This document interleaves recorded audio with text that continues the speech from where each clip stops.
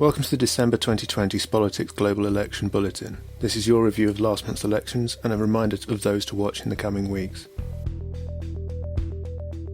We begin in Africa, and specifically in Egypt, where on the 7th and 8th of November the North African nation held their parliamentary elections for the elected House of Representatives, which is widely seen as a rubber stamp for President Abdel Fattah el-Sisi and is effectively powerless to balance the executive. The pro-government Nations Future Party took a commanding majority of the House, with at least 343 of the 596-seat lower chamber going to the NF, part of the broader For the Love of Egypt coalition. Next we go to the West African state of Burkina Faso, where incumbent President Roch Marc Christian Kabore won a second term with an increased vote share in the 2nd November presidential elections. However, due to instability and Islamist terrorist activity in the north of the country, around 5% of all polling stations were unable to open, resulting in a lower than usual turnout. Looking forward now to December, on the 7th December, Ghana go to their general election. Incumbent President Nana Akufo-Addo's New Patriotic Party will be looking to see off John Mahama's challenge. This is effectively a rerun of both the 2012 and 2016 elections, with both presidential candidates taking one victory apiece so far. On the 27th, Niger are electing their next president, after incumbent Mahamadou Issoufou of the Party for Democracy and Socialism is stepping down.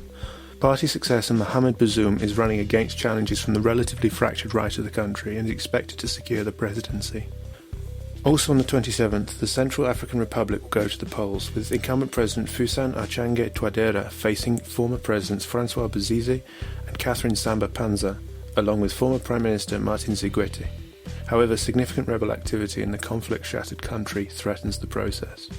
Moving now on to Asia and Myanmar, where on the 8th of November the National League for Democracy, led by the formerly exiled Aung San Suu Kyi, increased their grip on the bicameral legislature. The NLD secured an additional 3 seats in both the Upper House of Nationalities and Lower House of Representatives. More crucially, however, for the NLD was the poor performance of the pro-military Union Solidarity and Development Party, led by Than Tay, which lost 4 seats in both chambers. The USDP is seen as a major bloc in the NLD's repeated attempts at constitutional change in the still partly militarised nation, as these changes require a supermajority in both chambers, which is currently impeded by 25% of both chambers being appointed directly by the military. There are no elections in Asia in the coming months, so we move now to Europe. On the 1st of November, Moldova held their presidential election, with a 15th November runoff. In a relatively surprising result, Maia Sandu of the Action and Solidarity Party defeated the Putin-backed incumbent Igor Dodon. President-elect Sandu is a notably fierce pro-European, and this result is being seen by many as a potential first step in Moldovan ascension to the European Union. Sandu is also the first woman to be elected to the Moldovan presidency. Crossing the Black Sea now to Georgia, who held their parliamentary elections on the 21st November. Georgian Dream, led by Georgi Gakharia, clung to their majority despite losing nearly a quarter of their seats. Opposition parties made gains across the board, particularly Strength is in Unity, which is led by former film star, singer and composer Vakhtang Kikabidze. December promises only a single major election in Europe, on the 6th, for the Romanian Parliament. The minority government of the National Liberal Party, led by Prime Minister Ludovic Orban, aims to gain a majority in both houses of the Romanian Parliament from the scandal-hit former governing Social Democratic Party. Current polling suggests significant for the losses for the SDP, however at this stage it is too close to call. Over the Atlantic in the Americas, the most globally significant election of November was of course the United States general election on the 3rd. Incumbent Republican Party President Donald Trump suffered a historic loss to former Vice President Joe Biden of the Democratic Party. President Trump has so far refused to concede, making unsubstantiated claims of widespread electoral fraud. The Democrats lost seats in the lower House of Representatives, although maintained control. However, control of the upper Senate still hangs in the balance, with the deciding 2 seats in the state of Georgia going to a January 5th runoff.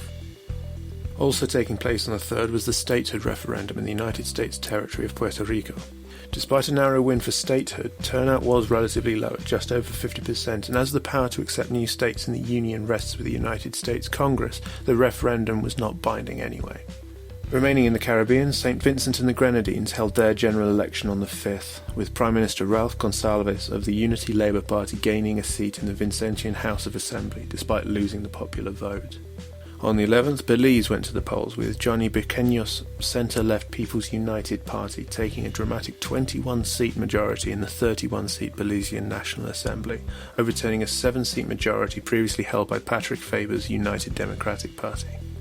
Looking forward, on December 6th, Venezuela will hold their parliamentary elections, with 27 opposition parties officially boycotting the election in protest against repeated interference by the government in the electoral process. It is expected that President Nicolas Maduro will extend his control over the parliament, although international doubts as to the legitimacy of President Maduro's rule continue. Moving now to the Middle East and to Jordan. On the 10th, the Hashemite kingdom held elections for the elected lower chamber, the House of Representatives, which saw losses for the Islamist groupings. The Jordanian parliament is mostly powerless, with power vested mostly in the hands of King Abdullah II, who has reigned since 1999. However, King Abdullah has adopted a policy of slow and deliberate reform, gradually increasing the role of parliament throughout his reign.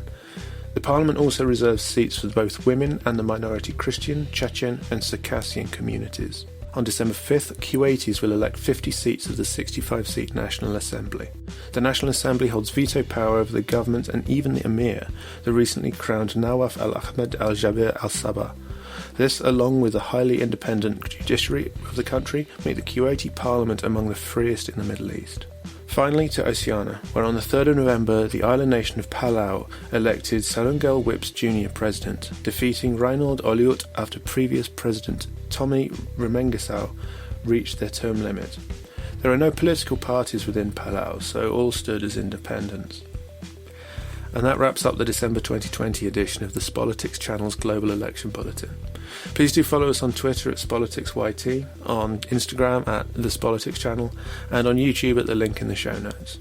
We aim to always pronounce everything as correctly as possible, but if we do get anything wrong, please do let us know, either on the socials or at spoliticschannel@gmail.com. This has been a Spolitics podcast. I've been Rory Sparshott. Until next time, goodbye.